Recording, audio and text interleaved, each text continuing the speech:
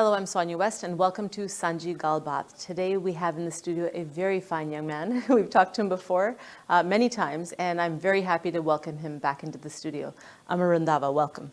Thank you, Sonia. And really happy to be here, and thanks for the opportunity from yourselves, Sanjha TV Worldwide, and the FYI Media Group. I think it's such an important platform to, for the work you guys do, to raise that awareness and talk about these pieces that are important in our community and for as individuals as well too. Thank you. Yeah. So I did say we've talked to you many times before. People know you, they love you, you're doing great, amazing things. But for the people that maybe don't know exactly what you're up to, you're director on the board for SUCH, S-A-C-H, we'll talk about that. You're case manager with TWC, Together We Can, certified recovery coach and trained in various mindful modalities. So you're doing lots of great things and instrumental in the recovery for a lot of people. So let's start with SUCH. Yeah. Tell us about what is SUCH? Well, SUCH, South Asian Community Hub provides wraparound services to individuals and families. Okay. So JDV families out there, if they're struggling or individuals are struggling, JD team, they would come and meet the family members, where they're at, or the individual, and connect them to the appropriate services. So we'll connect them with the right services, whether it's counseling, whether it's housing support, whatever it is. And it's not just not just mental health and addictions, but we have domestic abuse that happens in our community. We've got individuals who need support just navigating certain systems for healthcare and housing support as well too. So I'm very grateful to be a part of SUCH, and it's all volunteer driven, and so it's really a meaning and purpose in life. Heart. Yeah. That's wonderful that you're doing that, because I think Kaska Kisadi community de vich, we don't have that support. So having a hub is an important thing, because sometimes we can't talk to our family about stuff, and we don't have that connection that we would have the services that you're offering. Yeah, and at a personal level, SUCH for me also means community. It means really meaning and purpose, and I will share this with you. Last year, SUCH reached out to me to share my story, and that was the first time I went on that stage. Sonia, I've been on that stage before in various capacities. People who do know me, I worked in various levels in the community, and I was a MC on those stages before. And this time, being able to stand there and tell my story, and just being vulnerable, being real, and I went through my struggles, and for a long time, as you said, I wasn't able to break through, those pieces that, carried on my suffering, the ego, the pride, the shame, those things in our community that continue, we have to break through. We have to break that stigma. We have to be able to say, hey, if I'm hurting, reach out. We have a whole community. You're not alone, right? So from there, I joined the board, and the work SUCH does, South Asian Community Hub, it's just phenomenal. You talked a bit about, you referenced kind of your story. Yeah. We don't know your story, but if you're comfortable to share, I know some people might know it, but if you could just enlighten us a bit about it. Yeah, sure. I mean that's what it's about, right? And like I mentioned, I had a long history in the community in various aspects, from politics to community organizations, working in various levels of government as well too. But I struggled with my addiction. I struggled with my mental health challenges, and that carried on for a while for me. But I kept that mask on, and because I didn't want to expose myself. And but when that time came when I wanted to change my life and better my life, I seek that help out there, and that's the work that SUCH does. Together We Can, the work that we do on the outside.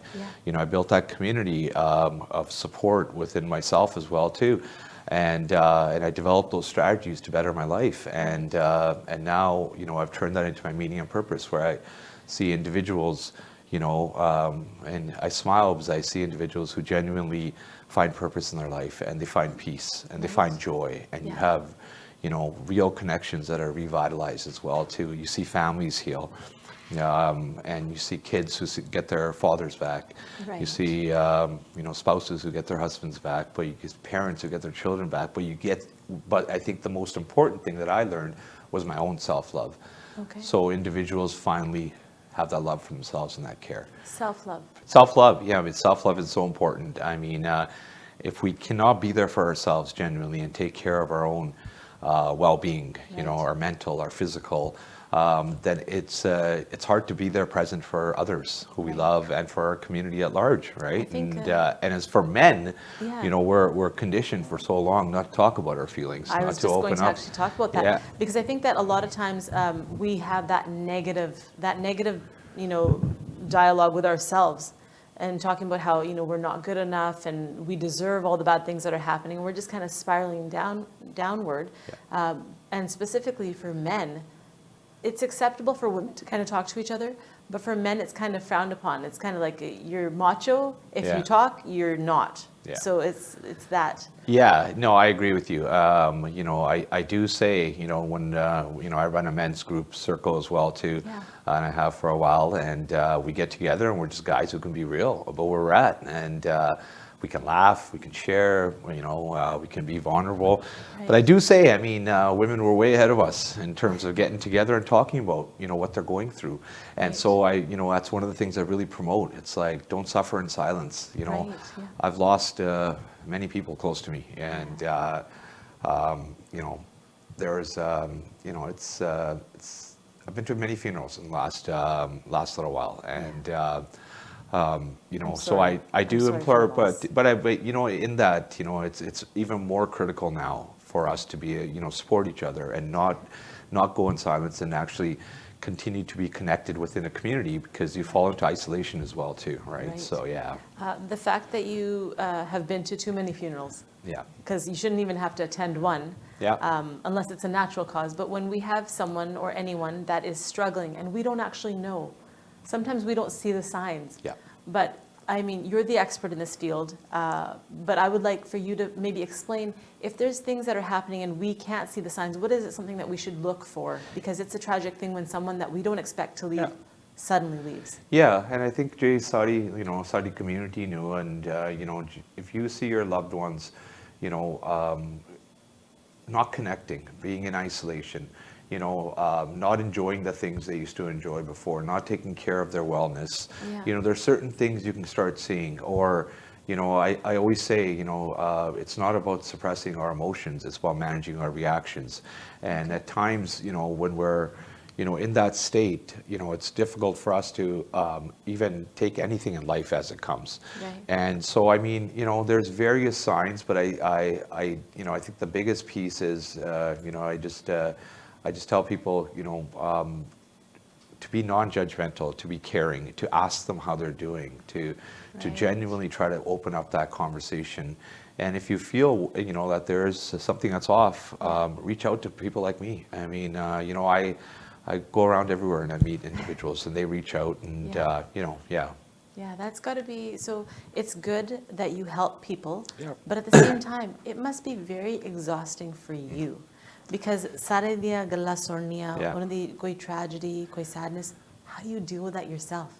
Well, I think going back to our own self-love and our own boundaries, and I think another piece I can speak to that is, you know, for all of us to create healthy boundaries, and at all costs to protect our peace. Boundaries, Amar, that's a big one. Because ਸਾਡੇ ਸਮਾਜ ਦੇ ਵਿੱਚ there's no boundaries. It's very difficult, you know, if somebody comes over at 10 o'clock at night, come in, you know, if somebody phones you and asks you your business, you tell them. There's nothing off limits with Aparna. So how do you set those boundaries, especially in our community? Yeah, I mean, you know, I always say, you know, I'm always there to, you know, give me a call, but I will also, you know, respectfully ask individuals at a certain point, you know, that let's have a chat a little bit later, unless it's critical, unless it's urgent, right? But I think speaking to boundaries, also for families as well, to the work as such, we've got a family education program and TWC as well too, and we work with families in developing those healthy boundaries so they don't get codependent as well too. So codependency, you know, is another factor within addiction and mental health as well too. How does that work? Explain. Codependency is, you know, when you know, an individual or a family member, you know, essentially, you know, is, you know, I can give you an example. You know, a genuine example is, you know, if an individual is, you know, in the throes of addiction issues, a young man who I actually recently met,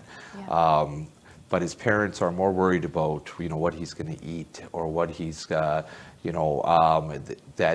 little things like that. But because at that point, they're in the addiction as well too, with that individual, right? So separating themselves and developing, healthy boundaries, and where, they're not following along on this path, whether it's providing money for buying substances, whether it's providing those kind of pieces, because, and genuinely, I know families get concerned and they'll say to me, but street te chal gaya fer ki, but I challenge that back and I say, well, he's using right now at home too. At a certain point, it will continue unless you make those hard boundaries. And, for someone at that point, they might seek treatment, they might seek help. Right. So that's a tricky one. As a parent, if your child is struggling with addiction, ਤੁਸੀਂ ਉਹਨਾਂ ਨੂੰ ਕਦੋਂ ਕਹਿੰਦੇ ਆ ਵੀ ਬਸ ਮੈਂ ਹੋਰ ਨਹੀਂ ਤੇਰੀ ਮਦਦ ਕਰਨੀ? That is tricky. When can you say that? That's hard to do as a parent. Those boundaries are tough ones. That's a very tough one. And it's a process. And I think in all of this, it's a process and a journey. But I will say, when that point does come, sometimes that's the triggering point for an individual to realize that, things are running out. This is happening. The consequences are building up now. I need to get help. And I think ਕਈ ਵਾਰੀ ਸਾਨੂੰ ਹੁੰਦਾ ਵੀ ਅਸੀਂ ਆਪਣੇ ਬੱਚੇ ਦੀ ਮਦਦ ਕਰ ਰਹੇ ਹਾਂ, ਪਰ ਜੇ ਅਸੀਂ ਆਪਣੇ ਬੱਚੇ ਨੂੰ ਕਹਿੰਦੇ ਕੋਈ ਨਹੀਂ ਪੁੱਤ ਆ ਲੈ ਪੈਸੇ, ਅਸੀਂ ਪੈਸੇ ਦੇ ਜਾਂਦੇ ਕਰਕੇ ਅਸੀਂ ਪਿਆਰ ਕਰਦੇ ਆਪਣੇ ਬੱਚੇ ਨੂੰ, ਪਰ ਉਹ ਬੱਚਾ ਜਦੋਂ ਡਰੱਗਸ ਦੇ ਵਿੱਚ ਹੁੰਦਾ ਹੈ ਉਹਨੂੰ ਕੁਝ ਦਿਸਦਾ ਨਹੀਂ ਹੈਗਾ, ਉਹਨੂੰ ਸਿਰਫ ਡਰੱਗਸ ਦਿਸਦੇ ਆ, ਫਿਰ ਉਹ ਪੈਸੇ ਦੇ ਨਾਲ ਡਰੱਗਸ ਖਰੀਦੋਗੇ। ਸੋ ਸਾਡਾ ਜਿਹੜਾ ਪਿਆਰ ਆ, it's actually hurting the child. 100%. And I think the difference, having genuine love and compassion, which we all have for each other as human beings, for our children, for our friends. And then when it becomes enabling, and when it's enabling, as you said there, jealousy, then we start enabling those habits. We start enabling that addiction. We start hiding it as well too. We don't, want it exposed, and some of that falls into that cultural conditioning as well too, right? So, but I will say, I mean, the work of such and everything else, and the work of you guys in raising this awareness on this, is opening up that dialogue even more. Honestly, Sonia, I mean, if I even put a post on my social media, I get people I've known for a long time, whether it's their family members, the individuals themselves I see in the community, and they open up. And they'll be like, we're struggling, man. And, because they've heard individuals, many of us who've come forward, and they know it's okay now. It's okay. And I will say this, Sonia, I mean, to live in your authentic self, and to truly live in your authentic self, one of the biggest pieces I had to learn was that I'm not fazed by any external validation. And when you're not fazed by any external validation, and I was for a long time, I go backwards to my life. Everything was based on an image I had to project. Everything was this mask that was on. When I was struggling inside, it couldn't just be real. And that is the journey that you see. And you have fun.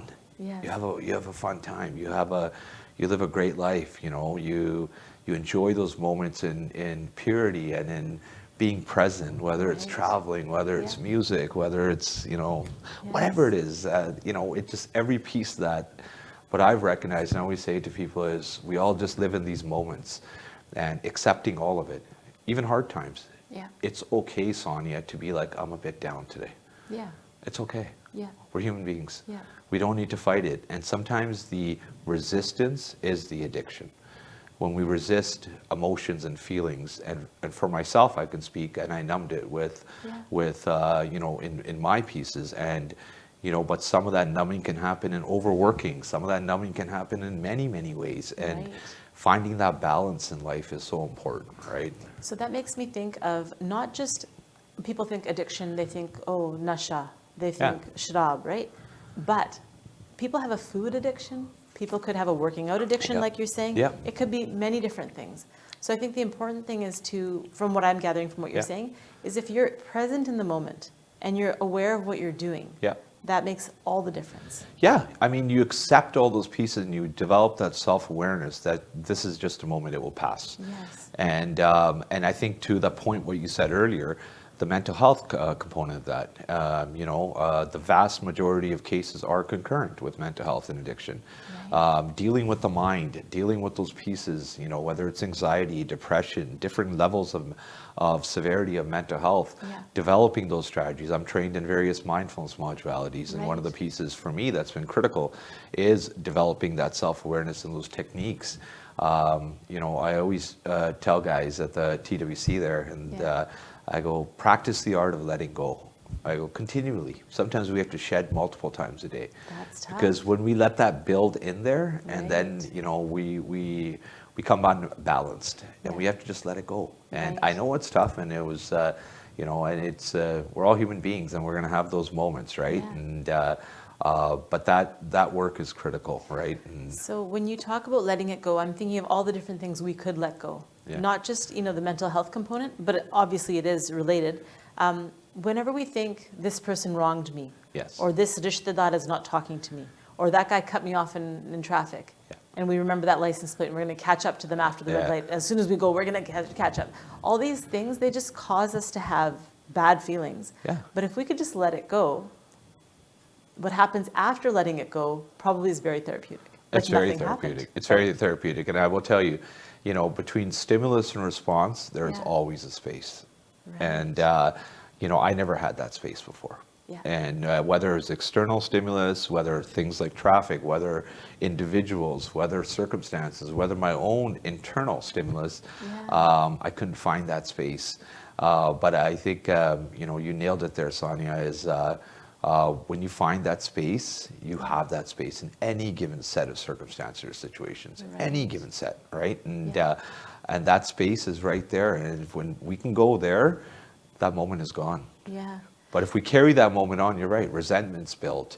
All these kind of pieces go on, right? And, there's an old Aboriginal saying when, a grandfather said to his son, they had a conversation before, and he said, it's what you feed the wolf.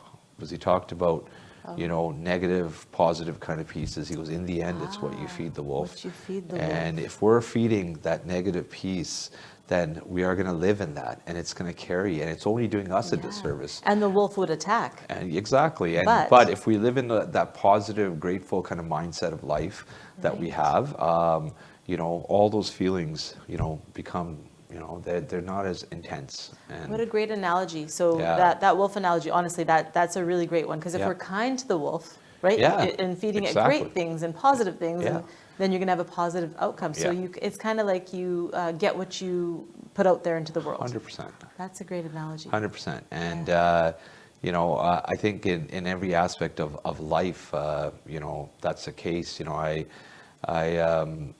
I look around me at times as well too, and I share this with guys as well too. I said, waking up in the morning is a gift.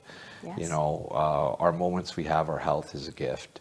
I have a son with special needs, and I've done a lot of work in that community as well too. And the resiliency you see with individuals who don't necessarily have the things that we have. I can see you, Sonia. I can talk to you.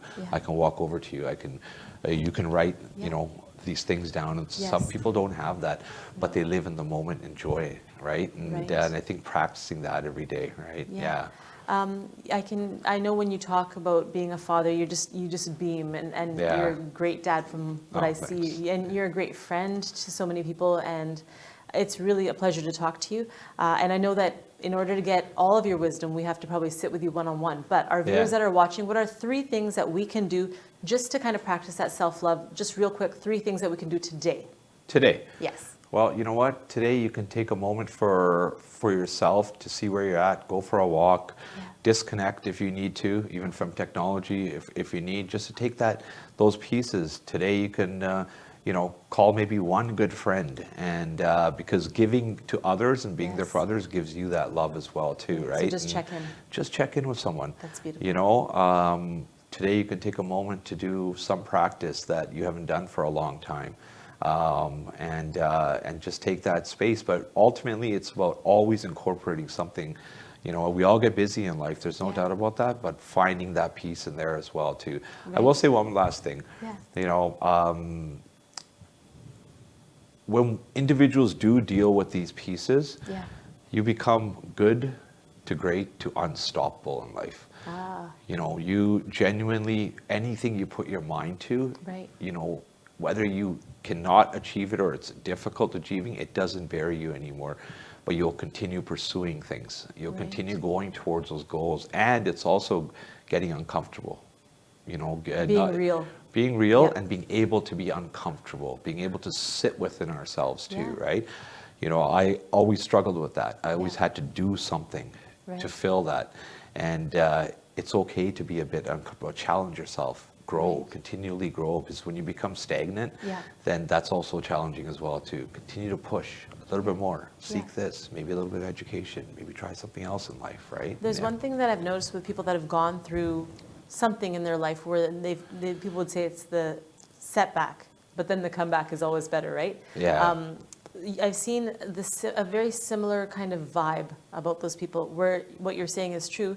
They start to recover and then they just exude this positivity. Yeah. I can see it in a lot of people and I see it in you. And I know you're also encouraging others to have that. So thank you so much for coming today. We're going to give all the information, how to contact you and the different programs that you're with. We'll put that on the screen. But in the meantime, if there's a message you want to give to the people that are watching, Yeah. maybe you can inspire someone, Sure. you know, touch their heart, you can just let them know right over there in that camera. I will, and you know, I will say, I mean, you know, I shared a bit about my journey in life. I don't negate any of it. It wouldn't have brought me to this moment where I'm sitting here, even, you know, being real, being in my authentic self and living my best life. And if anyone is struggling out there, you know, you're not alone. And, you know, I promise you that, you know, you will find peace, joy, and families will heal, but you yourself will find that love for yourself and live your best life. There's always hope. Everything is temporary. Nothing is permanent, even our struggles. So reach out, you know, Sonia can leave my number here, but Sadia, viewers, thank you, and even families out there, you know, if a loved one's struggling, you know, there's a whole community of us who are there to hold your hand through this. So thank you so much. Wonderful. Thank you so much. Yeah, thank you. Thank you. ਜੇ ਤੁਹਾਡੀ life ਵਿੱਚ ਕੋਈ struggle ਕਰ ਰਿਹਾ, ਜੇ ਤੁਸੀਂ ਆਪ struggle ਕਰ ਰਹੇ ਆ, do not worry, you've got Amar to help you. ਅਸੀਂ ਇਹਨਾਂ ਦੀ ਸਾਰੀ ਜਾਣਕਾਰੀ ਸਕਰੀਨ ਤੇ ਲਾਵਾਂਗੇ. Thank you for watching Sanjhi Galbaat. Stay safe. We'll see you again next time. ਸਤਿ ਸ਼੍ਰੀ ਅਕਾਲ.